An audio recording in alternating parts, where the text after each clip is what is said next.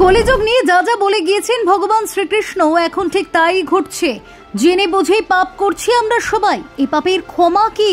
এই জন্য ওই ভগবান শ্রীকৃষ্ণ আগে থেকে সতর্ক করেছিলেন কলিযুগের অন্ধকার কি আমাদের জীবনকেও গ্রাস করছে। আজকের দিনে যখন সমাজে ধর্মীয় রীতি নীতি, চরিত্রের নৈতিকতা এবং আধ্যাত্মিকতার প্রতি আগ্রহ প্রশ্নবিদ্ধ, তখন শ্রীকৃষ্ণের সেই প্রাচীন বাণী যেন আজ আরো বেশি প্রাসঙ্গিক হয়ে উঠছে। কলিযুগের বৈশিষ্ট্য কি সত্যি আমাদের চারপাশে প্রতিফলিত হচ্ছে? চলুন জেনে নিই কিভাবে ভগবান শ্রীকৃষ্ণের ভবিষ্যৎবাণী আজকের পৃথিবীকে স্পর্শ করছে। ঠিক কি বলে গিয়েছিলেন তিনি? শ্রীকৃষ্ণ গীতায় কলিযুগের বৈশিষ্ট্য সম্পর্কে যে ভবিষ্যৎবাণী করেছিলেন তা আজকের পৃথিবীতে অনেকটাই প্রাসঙ্গিক মনে হয়। কলিযুগের বৈশিষ্ট্য নিয়ে শ্রীকৃষ্ণের বর্ণনা এবং তার প্রভাব আমাদের বর্তমান সমাজে গভীরভাবে অনুভূত হচ্ছে। কলিযুগকে তিনি এমন একটি যুগ হিসেবে বর্ণনা করেছিলেন যেখানে মানুষের আচরণ, সমাজের রীতিনীতি এবং ধর্মের প্রতি বিশ্বাস উল্লেখযোগ্যভাবে অবনতি হবে। তিনি বলেছিলেন কলিযুগে ধর্মের ভিত্তি দুর্বল হয়ে যাবে, অর্থাৎ মানুষ ধর্মের প্রতি আগ্রহ কমিয়ে দেবে এবং সমাজে ধর্মীয় মূল্যবোধের অবক্ষয় ঘটবে। আজকের সমাজে অনেকেই ধর্মীয় বিধান অনুসরণ থেকে সরে আসছে এবং অনেক ক্ষেত্রে ধর্মীয় বিশ্বাসের প্রতি উদাসীনতা দেখা যাচ্ছে। একদিকে মানুষ দ্রুত আধুনিকতা গ্রহণ করছে, অন্যদিকে আধ্যাত্মিকতার প্রতি আগ্রহ কমছে। কলিযুগে মিথ্যা ও অসত্যের প্রচলন হবে বলে তিনি উল্লেখ করেছিলেন। মানুষের মধ্যে সত্যকে অস্বীকার করার প্রবণতা বৃদ্ধি পাবে এবং মিথ্যা প্রচার করার প্রবণতাও বেড়ে যাবে।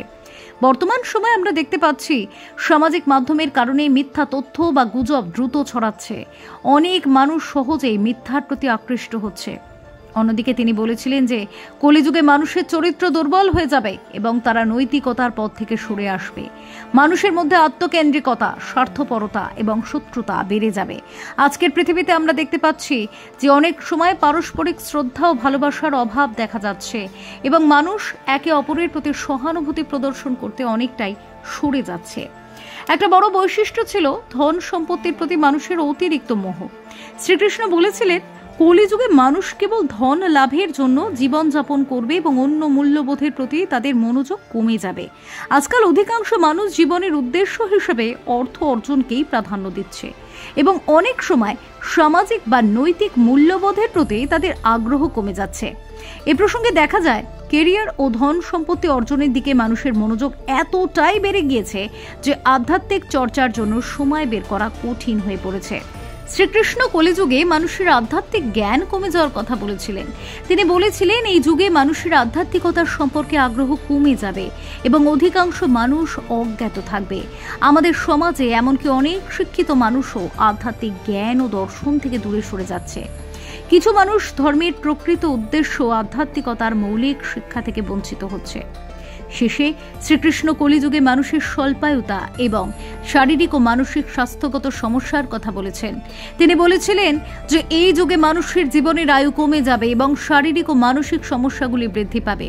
আজকাল নানা ধরনের শারীরিক অসুখ যেমন হৃদরোগ, ক্যান্সার ও মানসিক চাপের কারণে মানুষ ভুগছেন। অনেকের জীবনকালও কমে যাচ্ছে। এই ভবিষ্যৎবাণীগুলি যদি আমরা দেখি তাহলে তা আমাদের বর্তমান সমাজের নানা দিকের সঙ্গে পুরোপুরি মিলে যায়। তবে শ্রীকৃষ্ণ কলিযুগের অন্ধকার দিকের পাশাপাশি মানুষের জন্য আধ্যাত্মিক পথের আলোও দেখিয়েছেন। তিনি মানুষকে সৎসঙ্গ, নামযজ্ঞ, কীর্তন ও ভগবানকে স্মরণ করার দিকে আহ্বান করেছিলেন, যা আমাদের কলিযুগের অন্ধকার থেকে বেরিয়ে আসতে সহায়ক হতে পারে।